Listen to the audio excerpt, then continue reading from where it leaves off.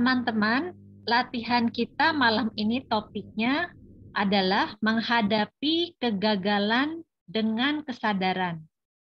Dan kita akan dipandu oleh Pak Hema, Practice Leader Tergar Indonesia, dan saya sendiri Dila Dahlan sebagai co-host. Nah, semoga teman-teman yang kondisinya mungkin hari ini tidak baik-baik saja, bisa berlatih dengan objek tersebut bersama kita malam ini. Seperti biasa teman-teman, sebelum kita memulai latihan, kita akan membacakan aspirasi pembuka sebanyak 3 kali. Sudah ada di layar, teman-teman bisa ikuti ya. Dengan kewelas-asihan dan kebijaksanaan tanpa batas, saya akan bekerja demi kesejahteraan semua. Semoga kita terbebas dari keserakahan dan perselisihan, serta memiliki sukacita dan dunia yang damai. Dengan kewelas-asihan dan kebijaksanaan tanpa batas, saya akan bekerja demi kesejahteraan semua. Semoga kita terbebas dari keserakahan dan perselisihan, serta memiliki sukacita dan dunia yang damai. Dengan kewelas-asihan dan kebijaksanaan tanpa batas, saya akan bekerja demi kesejahteraan semua. Semoga kita terbebas dari keserakahan dan perselisihan, serta memiliki sukacita dan dunia yang damai. Baik, teman-teman, sepertinya koneksi internetnya Pak Hema sedang tidak baik-baik saja. Tapi it's okay, itu selalu terjadi ya, teman-teman ya. Nah, teman-teman, malam ini saya akan memandu latihan meditasi pembuka. Waktunya sekitar 12 sampai 15 menit. Bentar ya.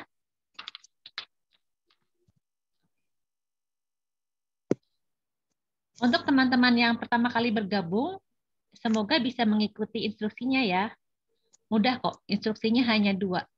Badan tegak, punggung tegak, tapi badannya tetap rileks. Nah, kalau teman-teman mau duduk di kursi, boleh. Seperti saya duduk di kursi. Pastikan kedua kaki menjejak ke lantai. Yang duduk di bantal meditasi juga oke. Kakinya bisa bersila atau saling menumpangkan ya, yang kaki kanan menumpang di atas kaki kiri, atau dalam posisi lotus bagi yang bisa. Kedua tangan taruh di pangkuan dan bisa juga ditaruh di bawah pusar dengan mempertemukan kedua ibu jari seperti ini.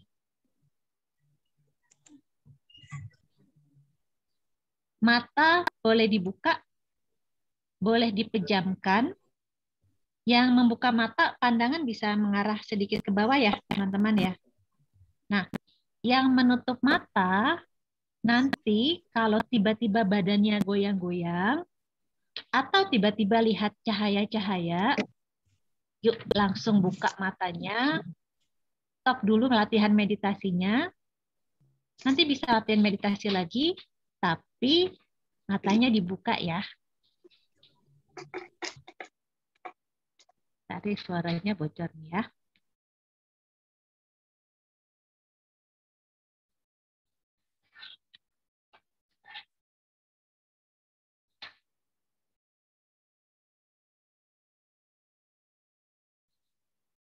Bisa.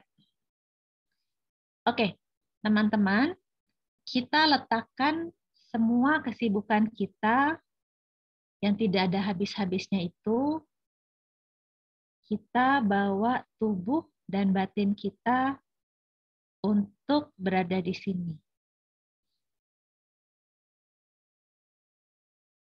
Sebelum kita mulai latihan meditasi, saya mengundang teman-teman untuk menarik nafas lewat hidung dan mengeluarkannya lewat mulut seperti ini.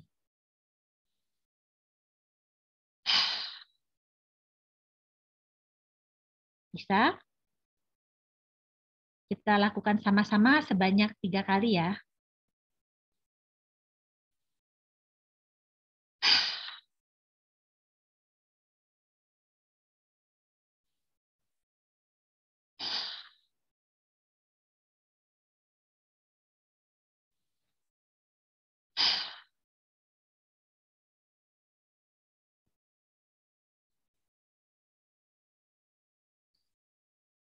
Baik, teman-teman.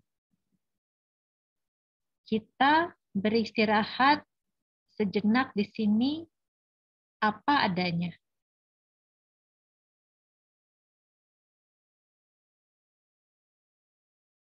Tidak perlu buru-buru meditasi, hadir saja.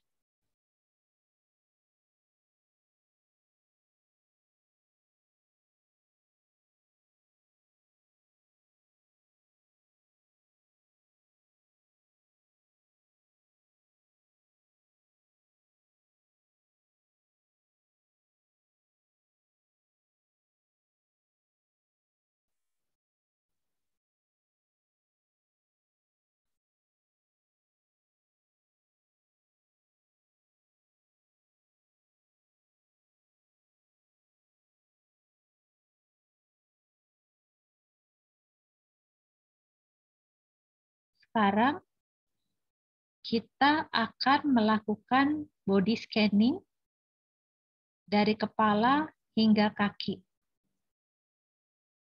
Sadari setiap bagian tubuh yang saya sebutkan.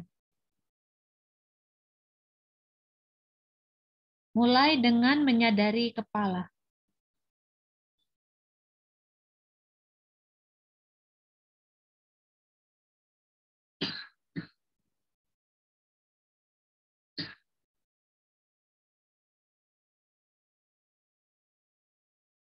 Sadari area wajah.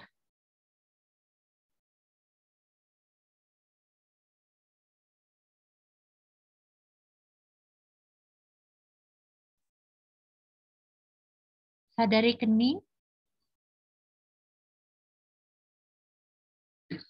mata kanan, mata kiri, hidung, area di bawah hidung,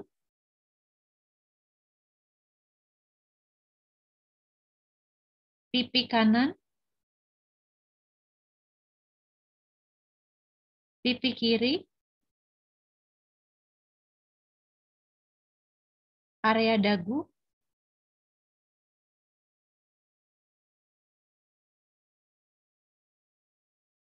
sadari leher, bahu kanan, bahu kiri,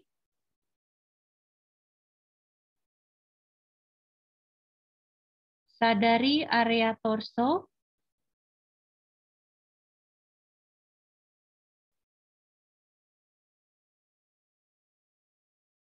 pinggang kanan,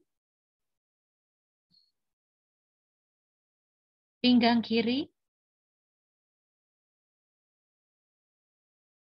pinggul kanan,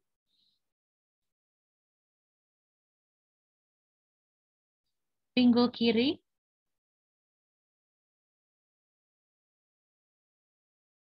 sadari area bokong yang menekan ke kursi atau bantal meditasi.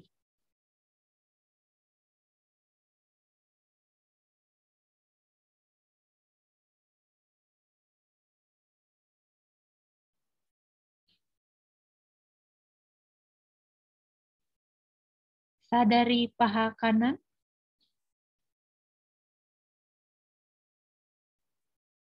paha kiri,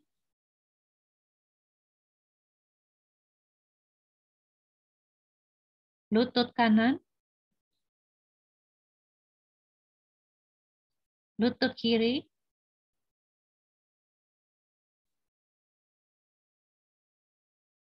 tungkai kanan, tungkai kiri,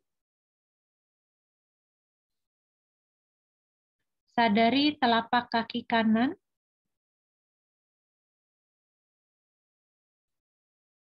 telapak kaki kiri, sadari jari-jari kaki kanan,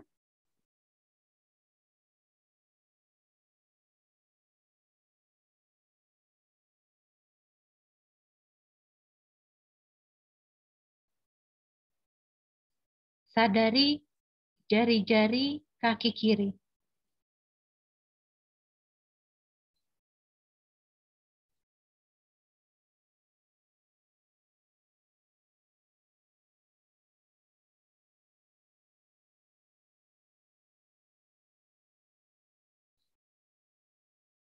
Body scanning selesai.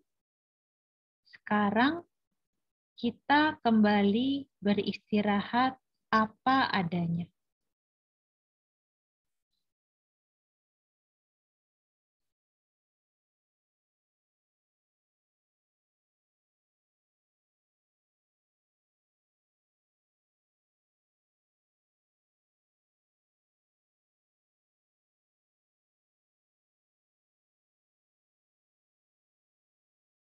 Anda tidak perlu melakukan apapun, hanya hadir saja. Sadar apa adanya.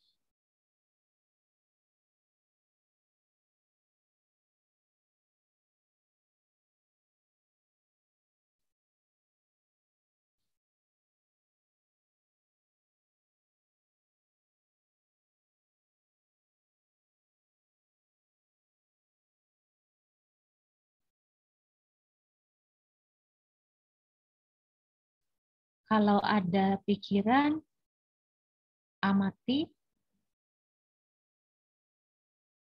Kalau tidak ada pikiran, it's okay, amati saja.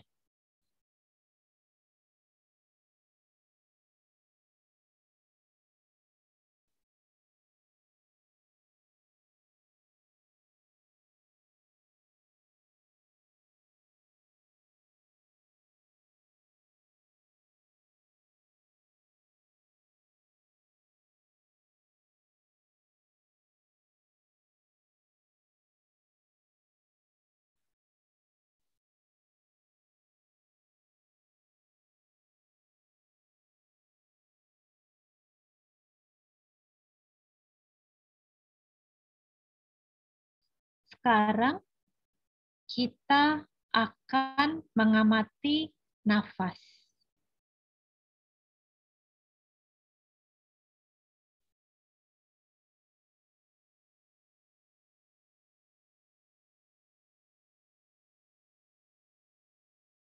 Amati nafas masuk, amati nafas keluar.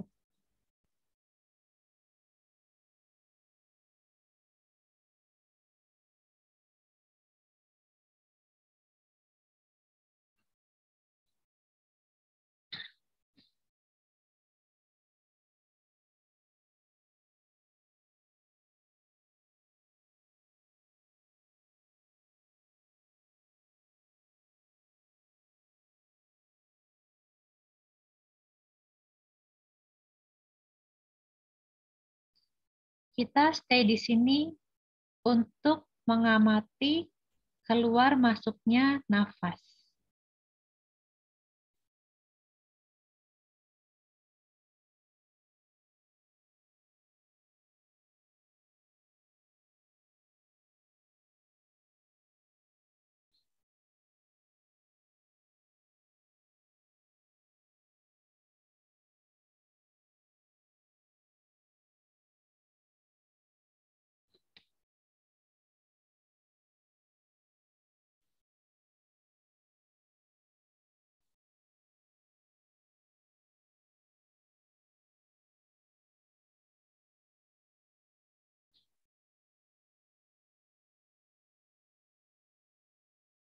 Sekarang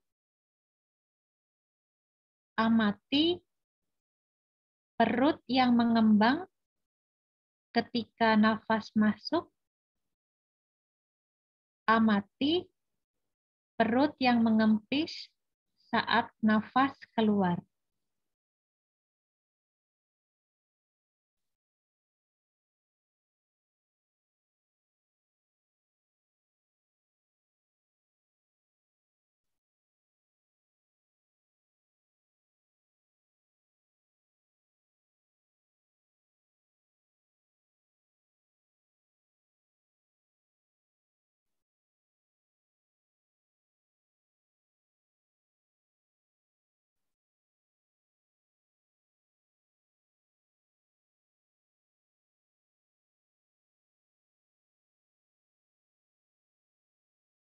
masih stay di sini mengamati kembang kempisnya perut.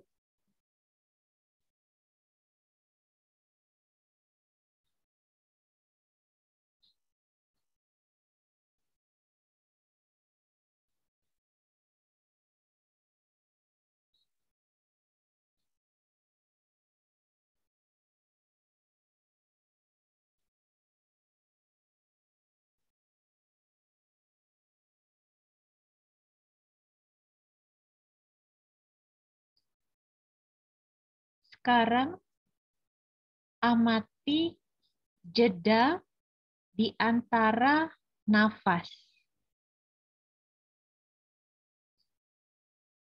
Ketika nafas kita berakhir, ada jeda sebelum nafas berikutnya. Amati jedanya.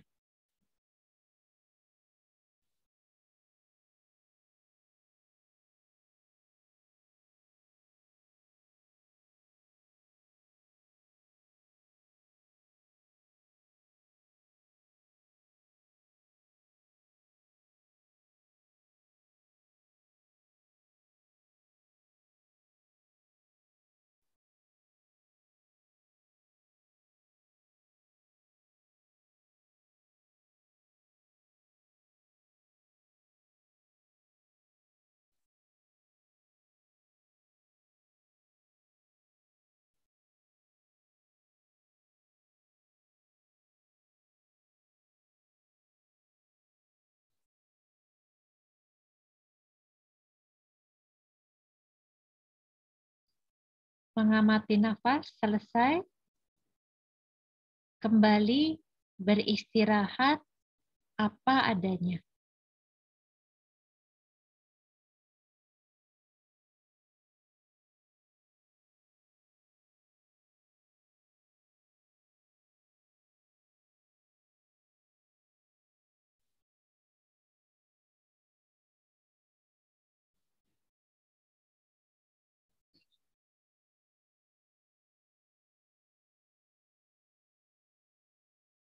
Yang meditasinya menutup mata, pelan-pelan mata bisa dibuka.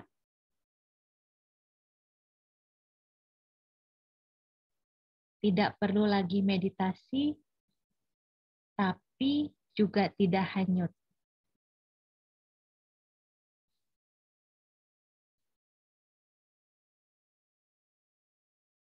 Sadar saja.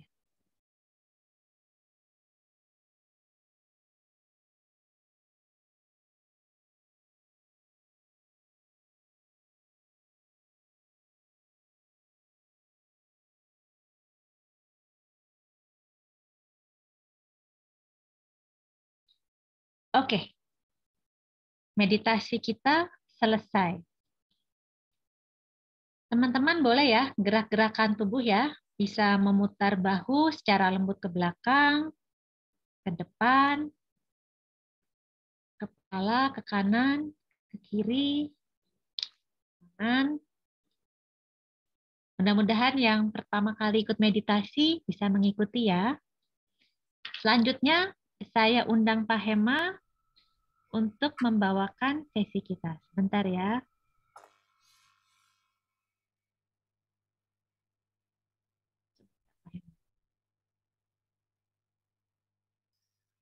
Oke. Oke, thank you Mbak Dila sudah memandu kami semua pada malam hari ini pada latihan pembukanya ya dan membuka acara ini. Oke, gimana kabarnya teman-teman semua? Ya, semoga dalam kondisi yang sehat.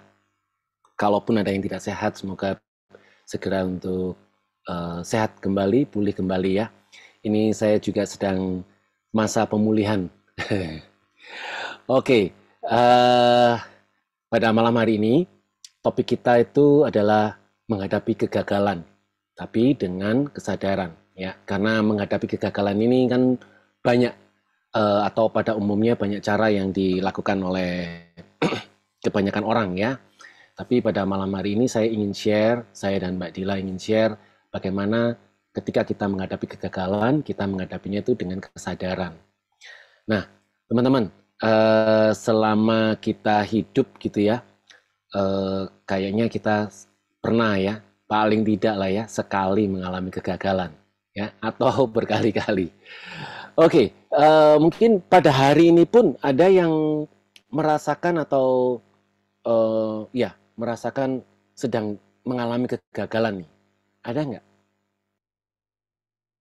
Oke, thank you sharingnya. Ada, Pak. Iya. Nah, jadi pas ini ya malam hari ini ya, gimana caranya kita bisa menghadapi kegagalan dengan kesadaran. Oke, ya teman-teman, kita tahu ya bahwa kegagalan itu seringkali efeknya atau dampaknya itu kalau kita tidak tepat menanganinya atau tidak tepat menghadapinya, ini bisa kemana-mana kan ya, bisa kemana-mana. Nah, kenapa kok bisa kemana-mana? Karena kegagalan biasanya itu kan memicu munculnya emosi-emosi, ya terutama emosi-emosi negatif ya, quote and quote negatif. Nah, seperti apa saja emosi-emosi itu? Ini yang cuman contohnya doang ya. Emosi-emosi yang muncul itu biasanya marah, kecewa, jengkel, dan kalau ini yang muncul, biasanya apa yang kita lakukan? Kita nggak terima kan ya, kita marah, kenapa kok bisa gagal? Dan kalau kita sudah marah, kita pinginnya itu segera membalas kegagalan, ya kan? Jadi kita mau mengubah kegagalan menjadi kesuksesan, tapi lantan kemarahan. Jadi gagal, saya harus bisa sukses. Nah itu ya kadang-kadang sedikit membantu kan ya. Jadi akhirnya tidak terpuruk pada kesedihan, yang seperti yang satunya ya, sedih, cemas. Tapi ya sama bahwa ketika kegagalan itu dihadapi dengan emosi, maka apa yang terjadi? Ya yang terjadi kita terhanyut, kita terbawa. Kalau sudah terbawa oleh emosi, maka pikiran sadar kita untuk menyelesaikan masalah atau membuat menjadi lebih baik supaya lebih berhasil itu semakin kehilangan ide. Kita kehilangan ide, kehilangan kreativitas.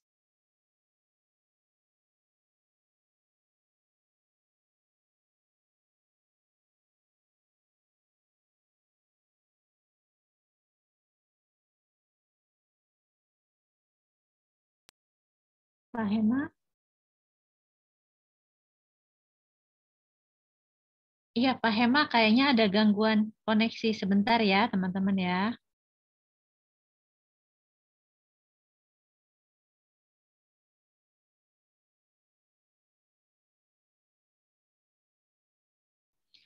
Oke, teman-teman sebentar ya. Ini Pak Hemanya terlempar keluar nih karena koneksi ada gangguan koneksi internet.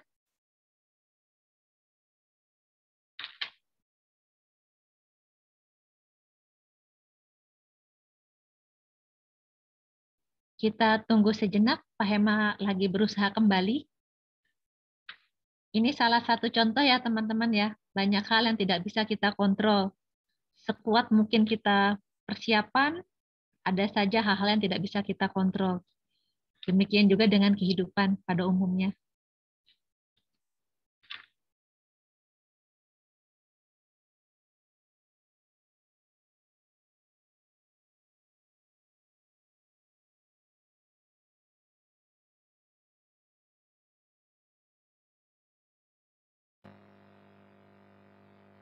Iya, sorry.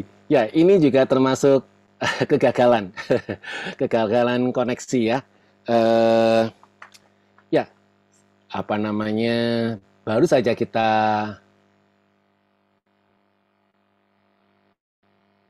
bentar ya. Oke, Mbak Dila bisa minta tolong saya. Oh, share Hmm, screen ya? Oke, ya, Pak. ya. Sebentar.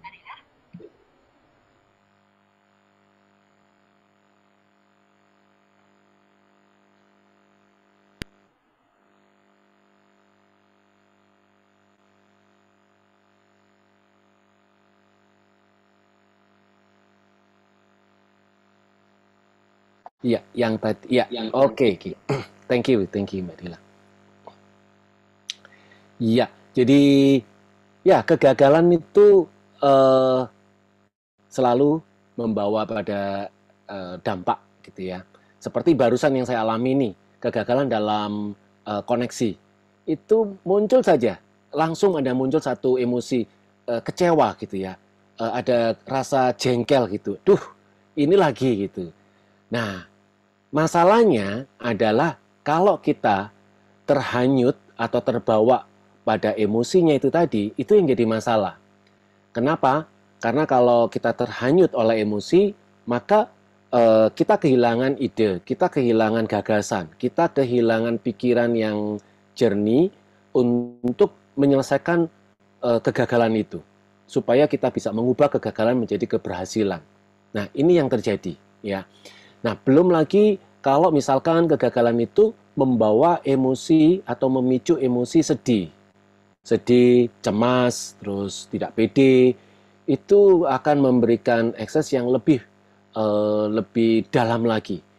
Orang kalau sampai sedih dan terbawa pada kesedihannya, apa-apa itu nggak mau ya, nggak mau untuk melakukan sesuatu gitu ya, sudah kayak kehilangan harapan gitu ya.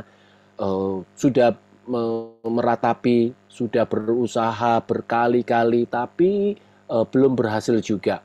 Dan pada akhirnya, teman-teman, bahkan yang mengerikan ini adalah ketika seseorang mengalami kegagalan sampai 3 kali, dia melabeli dirinya bahwa saya nggak akan pernah bisa berhasil melakukan apa saja. Setiap yang saya lakukan itu berakhir atau berujung pada kegagalan. Nah, kalau sampai kemudian ini menjadi sebuah belief, keyakinan, maka ketika dia mendapatkan sebuah kesempatan untuk meraih keberhasilan, di situ dia akan menolak gitu. Di situ dia akan membuat satu benteng. Nanti lagi-lagi saya gagal lagi. Saya sudah berupaya, saya sudah sungguh-sungguh, nanti gagal lagi. Nggak usah deh. Sudah, saya nggak mau melakukan, nggak mau ngerjakan gitu. Nah, ini yang terjadi, teman-teman. Kalau kita kebawa oleh emosi, ya, kita menghadapi kegagalan itu dengan emosi. Jadi kreativitas menjadi stuck. Kenapa bisa seperti itu? Ini saya gambarkan di dalam skemanya. Jadi kegagalan yang dihadapi dengan terbawa oleh emosi, marah, kecewa, jengkel, sedih, cemas, dan tidak pede, itu membuat batin menjadi gelisah. Ketika batin gelisah, maka kreativitas, terus kemudian solusi, itu seakan-akan tuh berhenti. Nggak bisa berpikir gitu ya. Kita nggak bisa berpikir dengan jernih. Itu yang terjadi, teman-teman. Nah, bagaimana pada malam hari ini kita akan mendiskusikan menghadapi kegagalan dengan kesadaran. Nah, bentar ya. Bisa minta tolong Mbak Dila slide berikutnya. Oke, thank you Mbak Dila. Nah, ini simulasinya ya. Setiap hari pasti ya ada hal-hal yang terjadi itu tidak sesuai dengan harapan kita. Berarti kan kita tidak mencapai apa yang kita inginkan. Biasanya kita katakan sebagai sebuah kegagalan. Oke. Hal yang sepele, misalkan gagal dalam membangun satu relasi di tempat kerja atau di dalam keluarga juga, terus kegagalan di dalam meraih prestasi, gitu ya, kegagalan di dalam meraih satu target tertentu, terus kemudian gagal untuk misalkan mendapatkan nomor dalam antrian. Ternyata pada saatnya sudah waktunya kita yang dapat, nomornya habis gitu ya. Misalkan waktu daftar vaksin nih ya, vaksin. Jadi macam-macam ya kegagalan. Jadi kita mengharapkan sesuatu ini dijanjikan untuk datang, tapi sesuatu yang kita harapkan yang dijanjikan datang itu nggak jadi datang. Nah, kita gagal untuk mendapatkan apa yang kita inginkan. Oke. Nah, itu setiap hari kita jumpai dalam kehidupan kita sehari-hari. Nah, ketika itu terjadi, maka biasanya itu kemudian memicu perasaan kita. Muncullah emosi, emosi sedih, cemas, tidak pede, marah, kecewa, jengkel, ya kan? Kalau kita mendapatkan apa yang kita inginkan, misalkan nih, orang tua pada saat mengasuh anaknya, orang tua mengharapkan anaknya itu mematuhi instruksinya, gitu ya. Misalkan minta si anak itu untuk segera mandi, karena ini waktunya itu sudah mepet nih dengan waktu untuk berangkat sekolah. Tapi anaknya nggak mau segera mandi-mandi, akhirnya betul-betul nih, akhirnya terjadi itu waktu mandi dengan waktu mau berangkatnya itu sangat sempit sekali, ya. Nah, pada saat orang tua memberikan instruksi atau minta kepada anaknya untuk segera mandi dan anaknya tidak segera untuk melakukannya, maka itu kan juga disebut kegagalan. Kegagalan di dalam membujuk anaknya untuk mandi. Ya, jadi kegagalan itu bermacam-macam. Ya. Nah, apa yang terjadi? Orang tua menjadi kecewa, atau jengkel, atau marah karena frustrasi. Anaknya kok nggak mau melakukan yang seperti yang dia minta. Nah, pada saat itu terjadi, teman-teman, coba kalau Anda ingat, perhatikan bagian tubuh Anda. Pasti muncul satu sensasi akibat dari emosi yang muncul. Ya, ada sensasi. Kalau marah, mungkin kalau marahnya itu atau kecewa, gitu ya, jengkel, yang parah bisa membuat detak jantung menjadi semakin cepat kan, duduk duduk duduk duduk. Atau kepala yang kalau sudah kita marah, kepala ini bisa juga jadi panas, jadi pening. Nah, seperti itu. Ya. Jadi macam-macam sensasi yang muncul di dalam tubuh akibat dari emosi yang muncul. Nah, pada saat itu kita gunakan sensasi yang ada di dalam tubuh kita ini itu sebagai objek kesadaran. Maksudnya apa objek kesadaran? Ya, kita perhatikan saja. Seperti di awal tadi Mbak Dila memimpin atau memandu dalam meditasi, pada saat Mbak Dila menggunakan objek untuk men-scan tubuh kita, bagian mulai dari kepala, wajah, leher, sampai di telapak kaki. Nah, kita bisa menangkap itu. Sensasi ketika emosi itu muncul, misalkan munculnya nih ya, munculnya itu di area dada, detak jantung yang semakin cepat. Nah, kita gunakan detak jantung yang semakin kuat tadi itu, sensasi itu kita perhatikan. Kita bersama, ya, kita mengetahui, ya, kita menyadari, mengetahui detak jantung yang sedang berdetak tadi itu. Jadi kita sudah tidak perlu memikirkan tentang ini gara-gara anak saya, ini gara-gara itu, ini gara-gara ini, tetapi kita lebih pada menyadari detak jantung yang terjadi tadi. Itu salah satu contohnya. Nah, kalau sensasi tubuh tersebut kita jadikan objek kesadaran, ya, maka lambat laun batin itu akan tenang, lebih tenang, ya. Nah, pada saat batin lebih tenang, kondisi batin tenang, maka kita lebih bisa mengembangkan gagasan kita. Kita lebih bisa mengembangkan kreativitas kita untuk mencari solusi atau mendapatkan solusi atas kegagalan yang terjadi atau yang sedang dihadapi tadi. Jadi, itulah gambarannya, teman-teman. Nah, kita pada malam hari ini, kita akan berlatih, gitu ya. Jadi nanti coba diingat-ingat, gitu ya. Mungkin hari ini, atau kemarin, atau minggu lalu, atau sebulan yang lalu, atau kapan saja, Anda teringat dengan satu peristiwa dan itu Anda katakan sebagai sebuah kegagalan. Nah, ketika peristiwa itu Anda picu kembali dalam ingatan Anda, coba perhatikan nanti. Apakah muncul sensasi di dalam tubuh Anda? Apabila muncul, maka munculnya di mana? Perhatikan sensasi itu ada di situ. Ya, diketahui saja, disadari saja. Tetapi apabila tidak muncul apa-apa, ya sudah, nggak usah dicari. Ya udah berarti oke gitu. Ini bisa Anda pakai, teknik ini bisa Anda pakai apabila nanti atau besok atau kapan saja terjadi seperti itu, Anda bisa lakukan ini. Oke, ya. Kita akan lakukan apa namanya? Kita akan berlatih ya. Oke. Thank you Mbak Dila. Share screen-nya bisa di-close dulu. Ya, oke, kita akan latihan ya. Sekarang tegak luruskan tulang punggung. Siapkan dulu sikap meditasinya. Tegak luruskan tulang punggung. Tegak lurus, namun rileks.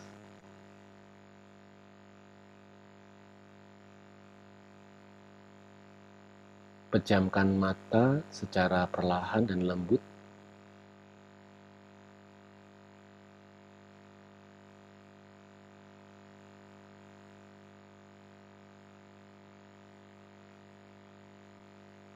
Istirahatkan batin kita apa adanya.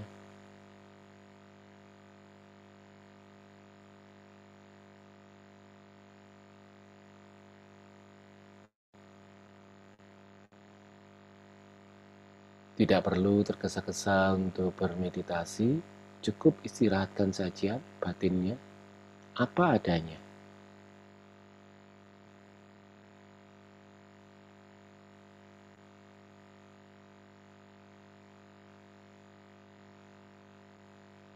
Yang penting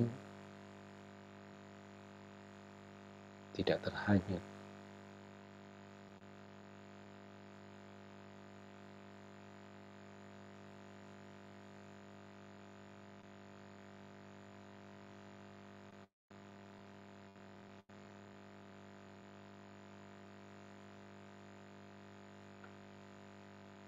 Oke, sekarang coba Anda ingat kembali satu kejadian kegagalan yang Anda hadapi, apa saja, bisa dalam bentuk hal yang paling simpel, gagal mendapatkan apa yang Anda inginkan, gagal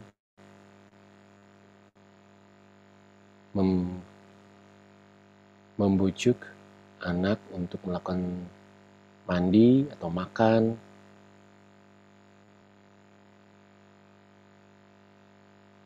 gagal memberikan instruksi kepada bawahan atau karyawan, gagal berkomunikasi dengan teman kerja mungkin,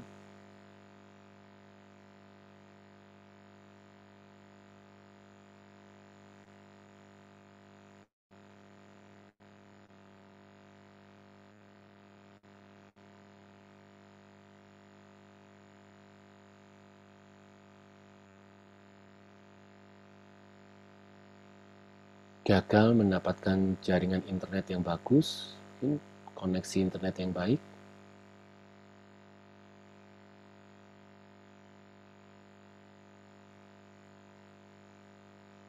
Sekarang amati atau rasakan emosi yang muncul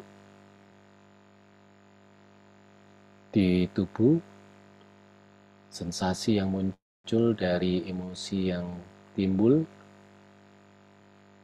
apakah jengkel, marah, kecewa, sedih,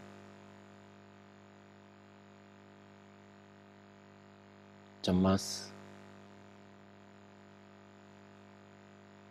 khawatir,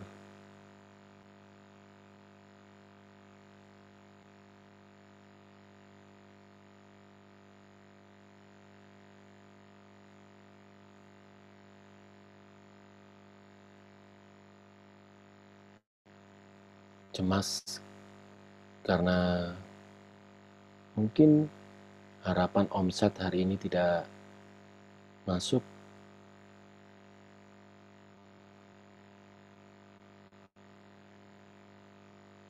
Memikirkan akibatnya.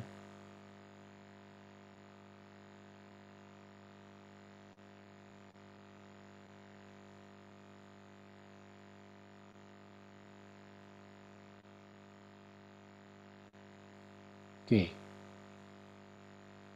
Rasakan sensasi akibat dari emosi yang muncul, sensasi yang ada di tubuh.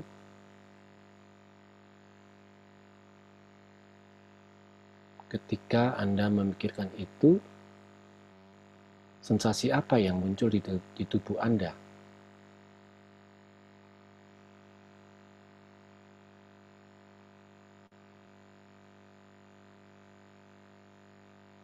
Apakah di kepala terasa berat?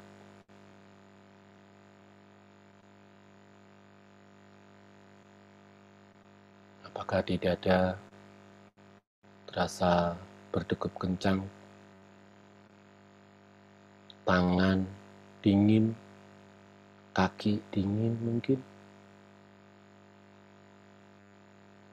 Tapi jikalau tidak muncul emosi apa-apa, it's okay.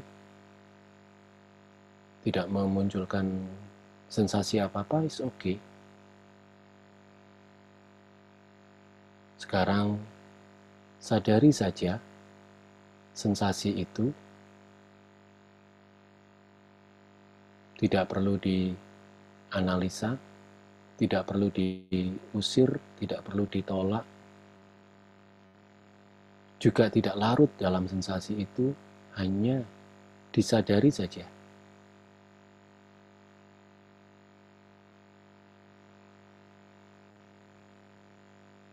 Cukup menyadari, mengetahui sensasinya.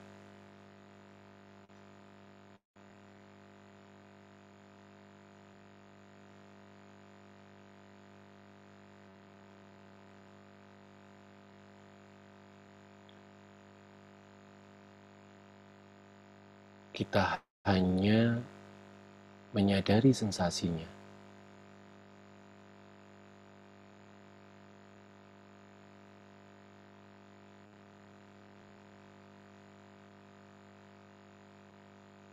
Dan apabila sensasi itu sudah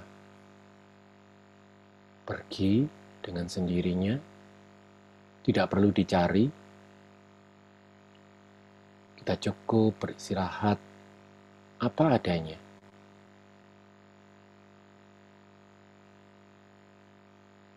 Mengistirahatkan batin apa adanya.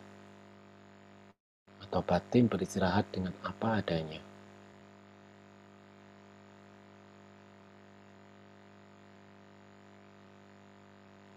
Tidak terhanyut.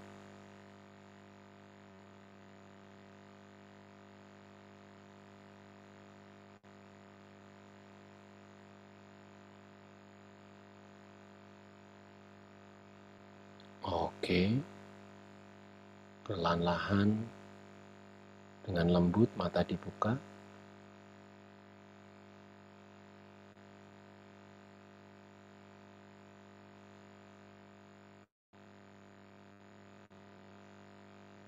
Ya, oke. Latihan cukup.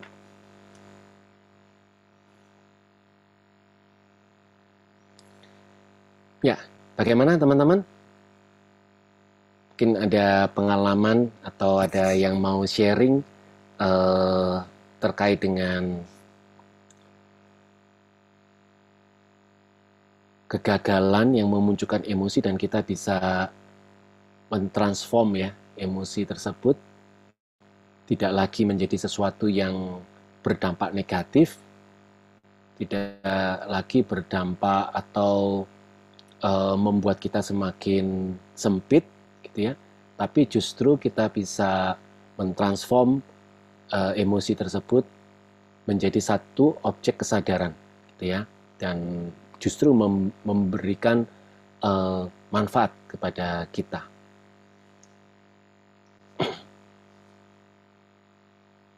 Ya, ada yang ya. Kalau dari Mita Hanifah mengatakan sensasi jantungnya berdetak cepat. Oke, bisa diminta di unmute. Sedang ya, Mbak Mita Hanifah. Oke, sudah di unmute. Oke, Ya, ya, maaf ya Pak, silakan. sebelumnya belum bisa open cam.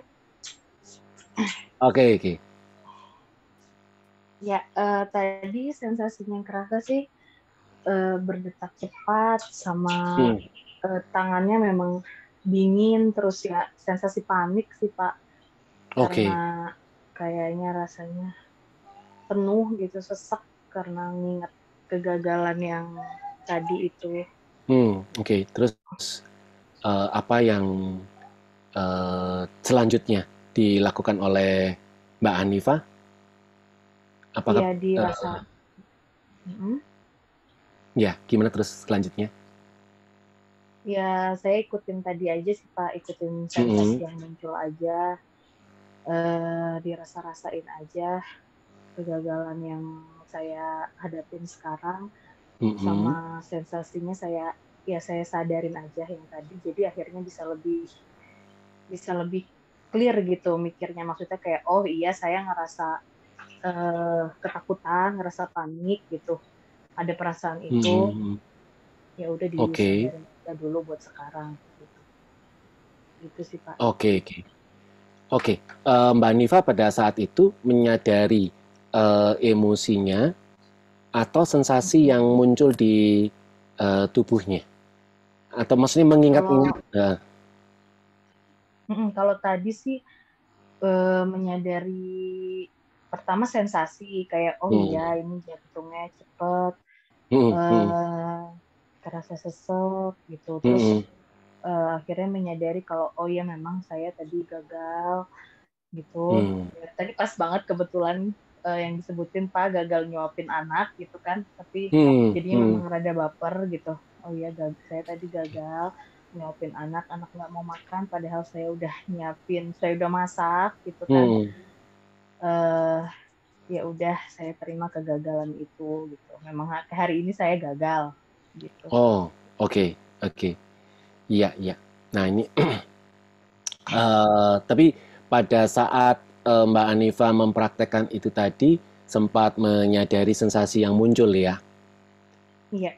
Tapi setelah itu Mbak Hanifah melanjutkannya dengan menyadari bahwa oh ya kayak mengakui bahwa diri saya hari ini gagal begitu. Saya Eh, udah pro- bisa mengakui sih tadi saya gagal hari proses ini. selanjutnya ya. Oke. Ya, nah ini kalau kita boleh kita gunakan sebagai bahan diskusi ini Mbak Hanifah. Monggo Pak. Iya, oke. Nah, jadi teman-teman, kalau kita mengacu pada kejadian yang dialami oleh Mbak Hanifah, nah pada saat teringat akan kegagalannya menyuapi anak dan terus kemudian muncul emosi kecewa, jengkel dan jantungnya itu berdetak dengan lebih cepat, terus kemudian tangan ini keluar keringat dingin misalkan ya. Nah, maka dari perspektif meditasi itu kita detak jantung yang begitu kuat tadi dan keringat dingin yang ada di tangan itu kita sadari, gitu ya. Kita sadari aja, kita terus di situ gitu ya. Nah, ini ini sikap kita yang pertama gitu ya. Sadari terus. Nanti mungkin ada kita terlarut oleh pemikiran yang lain, kita kembali lagi pada sensasi itu sampai pada akhirnya tanpa kita memang punya satu goal tertentu menunggu batin menjadi tenang, nggak perlu seperti itu ya, kita tidak mencari batin tenang, oke, kita tujuan kita hanya sampai pada menyadari sensasi yang muncul, oke, jadi kita nggak peduli batin kita itu tenang atau gelisah, kita hanya amati saja sensasi yang muncul. Oke. Nah, batin yang tenang itu merupakan pengalaman ya. Jadi pengalaman itu bisa datang, bisa nggak datang. Tapi itu nggak perlu dijadikan sebuah, dikejar gitu ya, dia menjadi sebuah hope atau sebuah harapan. Nggak perlu seperti itu. Oke. Nah, setelah itu, misalkan nih ya, detak jantungnya itu semakin kuat, diperhatikan, disadari semakin kuat, bukannya semakin mencair, bukannya semakin mereda, tapi semakin kuat misalkan nih. Nah, biasanya ini step yang kedua. Ya, step yang kedua itu adalah kita cari apa dibalik dari emosi yang semakin kuat ini tadi. Ya, jadi apa dibalik dari emosi yang marah mungkin tadi itu. Misalkan nih, aku sebetulnya nggak suka marah, aku menolak merasa marah ini. Nah, jadi rasa tidak suka marah inilah sebetulnya yang membuat detak jantung itu semakin kuat. Jadi kita beralih objeknya yang kita perhatikan, rasa tidak suka akan marah kita itu. Ya, ini step yang keduanya. Tapi kalau kita sudah seperti itu, kita melakukan step kedua, tapi masih tetap saja detak jantung itu semakin kuat lagi, nggak mencair gitu ya. Maka apa yang terjadi? Apa yang kita lakukan? Step yang ketiga adalah kita ubah objek perhatian kita, objek kesadaran kita. Misalkan apa? Nafas. Kita pindah saja, langsung kita switch ya. Yang tadinya itu menyadari sensasi, sekarang kita menyadari nafas. Nafas masuk, nafas keluar. Bisa memperhatikan yang ada di ujung hidung, bisa juga menyadari kembang kempisnya otot dada atau kembang kempisnya dinding perut. Ya, ini yang langkah yang ketiga. Kalau masih saja seperti itu, maka break. Ya, break. Berhenti meditasinya, minum, jalan-jalan gitu ya, jalan gitu atau ngelakukan aktivitas apa. Terus kalau mau kembali lagi meditasi lagi, it's okay. Jadi ada 4 langkah. Jadi yang pertama itu perhatikan sensasi yang muncul akibat dari emosi yang ditimbulkan dari kegagalan. Yang kedua, apabila ini bukannya mereda, bukannya menjadi tenang, tetapi semakin menjadi-jadi, maka cari emosi di balik dari emosi yang tadi kita pakai sebagai objeknya. Terus yang ketiga, yang kedua ini kalau masih aja seperti itu, yang ketiga adalah switch, mengubah objek meditasinya. Kalau masih saja seperti itu, yang keempat adalah break. Ya, begitu ya. Oke, itu semoga Mbak Anifa bisa dan teman-teman yang lain bisa mengambil manfaat dari diskusi ini ya. Oke, ada yang mungkin bisa dilanjutkan, Mbak Dila? Ini pertanyaannya agak sensitif, Pak. Ini dari Agustina Jaya. Rasanya marah sekali ke diri sendiri, terasa sesak dan dada sakit, ingin menyakiti diri sendiri.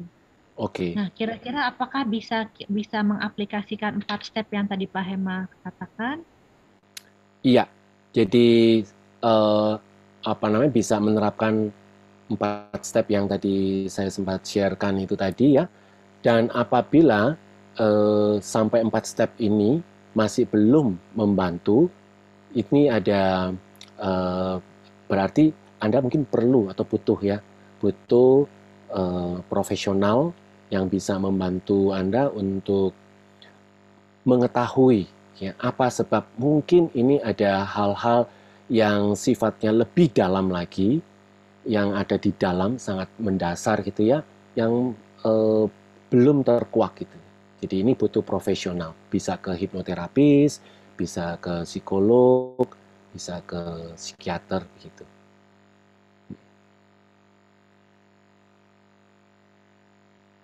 Satu pertanyaan terakhir ya teman-teman, mengingat waktu ya. Ya. Sebentar. Ini kalau untuk Pak Teddy, bagaimana kalau dibahas mengapa emosi itu timbul? Apakah waktu kita cukup nih, Pak Hema, untuk membahas ini? Kayaknya butuh satu sesi sendiri ya. Iya, iya.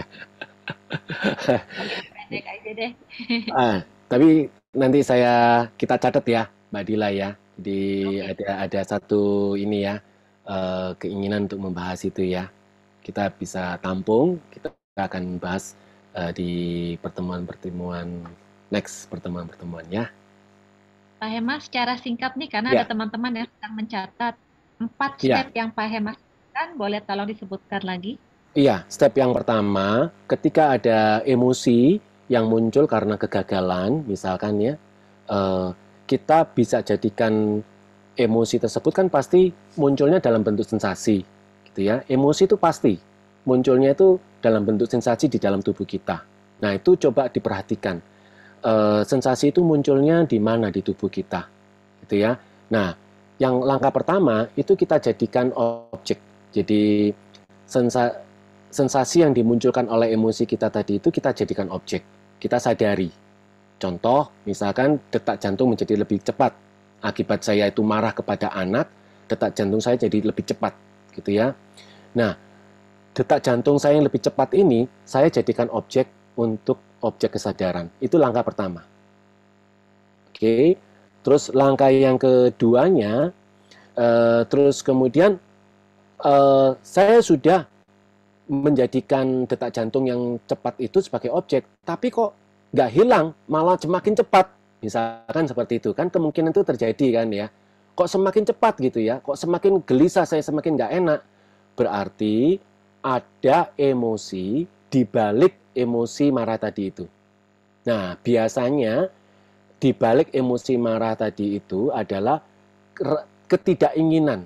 Jadi tidak ingin marah. Sebetulnya misalkan nih, saya sudah pernah berjanji kepada anak saya tidak akan marah lagi kepada dia. Tapi kali ini marah lagi. Nah, itu kan saya jadi nyesel karena kemarahan saya. Saya tuh justru benci marah, marahnya bukan marah kepada anak saya, marahnya karena saya marah gitu ya. Saya marah karena saya marah gitu. Nah, berarti objeknya saya ganti. Saya ganti rasa marah terhadap diri saya. Marah yang marah tadi itu. Rasa tidak menolak rasa marah saya itu tadi. Saya nggak suka dengan marah saya. Nah, itu juga jadikan objek di situnya, ya. Nah, kalau sudah melakukan ini, tapi masih tetap saja jantung masih tetap saja berdetak dengan lebih cepat, maka ubah. Berarti ini perlu kita nggak bisa, memang apalagi kalau kita meditator yang masih awal gitu ya, kita seperti kita ini pemula begitu, itu sebaiknya memang latihannya kan bertahap gitu ya. Emosi yang dipakai itu jangan emosi yang langsung terlalu berat gitu ya. Nah, artinya berarti ini kemungkinan terjadi seperti itu. Emosi yang dipakai ini terlalu berat. Maka pindahlah objek.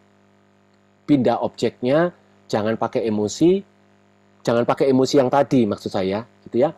Pakailah mungkin nafas atau suara atau form gitu ya. Nah, itu bisa. Ya, itu yang step yang ketiga. Jadi berpindah objek gitu ya. Saat itu juga nggak apa-apa dipindah. Oke. Nanti kalau misalkan sudah enak gitu ya, sudah siap mau kembali ke emosi yang tadi boleh mestinya. Ya. Kalau sudah lebih enak, sudah lebih siap, kembali lagi, dicoba lagi, oke gitu ya. Tapi kalau dicoba lagi, masih gitu lagi, ya tetap di nafas saja. Kalau nafas masih merasa nggak nyaman, berarti stop, break dulu. Break, jalan, minum air hangat, ya, lakukan kegiatan yang lain. Nanti suatu waktu yang lain mau duduk bermeditasi lagi, boleh gitu ya. Jadi untuk penyesuaian, itulah 4 stepnya tadi.